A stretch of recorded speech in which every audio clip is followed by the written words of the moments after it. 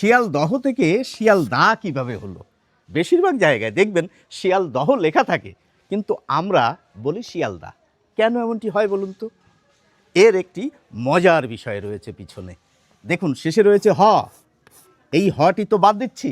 শুধু কি হ বাদ দিচ্ছি তা কিন্তু নয়। দেখুন, এখানে কিন্তু আকার ছিল না, আমরা একটি আকারও নিয়ে আসছি। আলোচনায় বিষয়টি পরিষ্কার হয়ে যাবে। হটি বাদ গেল কেন? প্রথম প্রশ্ন এটি। হ উচ্চারণ করা সবার থেকে কঠিন। বাংলা বর্ণমালায় যতগুলি বর্ণ রয়েছে সবার থেকে উচ্চারণে কষ্ট হয় হ বর্ণ বলার ক্ষেত্রে। সেই জন্য আমরা হকে এড়িয়ে যেতে চাই।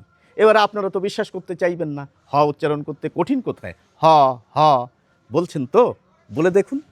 দেখুন, যখন আমি বলছি হ, এ পেটে ব্যথা করে, পেটে চাপ লাগে।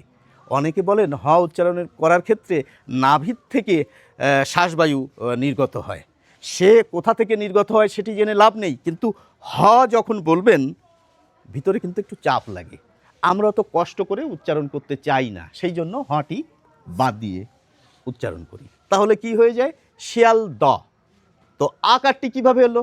এই আকারটি বোঝার জন্য আমি এই দহ শব্দটিকে আবার লিখে রাখলাম। দহ শব্দটির বর্ণ বিশ্লেষণ করুন। দ যোগ অ, হ যোগ অ। এই হটিকে তো বাদ দিয়েছি, তাহলে কি থেকে যাই বলুন শেষে? এই একটি অ আর এই একটি অ। অ যোগ অ সমান কি? আ।